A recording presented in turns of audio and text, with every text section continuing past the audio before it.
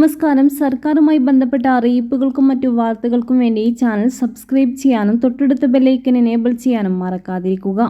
മധുരയിലെ ശ്രീകൃഷ്ണ ജന്മഭൂമി ഷാഹി ഈദ്ഗാഹ് മസ്ജിദ് ഭൂമി തർക്കവുമായി ബന്ധപ്പെട്ട ഒന്നിലധികം ഹർജികൾ ഒന്നിച്ചു കേൾക്കാനുള്ള അലഹബാദ് ഹൈക്കോടതി ഉത്തരവിൽ ഇടപെടാൻ സുപ്രീം കോടതി വിസമ്മതിച്ചു. കേസുകൾ ഒന്നിച്ചു കേൾക്കുന്നത് കൂടുതൽ കാര്യക്ഷമമാവും, കേന്ദ്രീകൃതവുമായ വിധി നിർണയം നടത്താൻ സഹായിക്കുമെന്നും ചീഫ് ജസ്റ്റിസ് സഞ്ജീവ് ഖന്നയും ജസ്റ്റിസ് PV സഞ്ജയ് കുമാറും അടങ്ങുന്ന ബെഞ്ച് വ്യക്തമാക്കി. സമാനമായ എല്ലാ ഹർജികളും ഒരുമിച്ചെടുക്കുന്നതാണ് നല്ലത്. എല്ലാ നടപടിക്രമങ്ങളുടെ ഉത്തരവുകളെയും ചോദ്യം ചെയ്യുന്നത് അനാവശ്യമാണ്.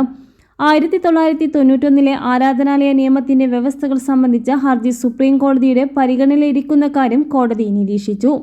മസ്ജിദ് കമ്മിറ്റിയുടെ അഭിഭാഷകൻ ഹർജികൾ ഏകീകരിക്കുന്നത് ഭൗതികമായി പ്രത്യാഘാതമുണ്ടാക്കുമെന്നും അത് മാറ്റിവെക്കാൻ ആവശ്യപ്പെടുകയും ചെയ്തു.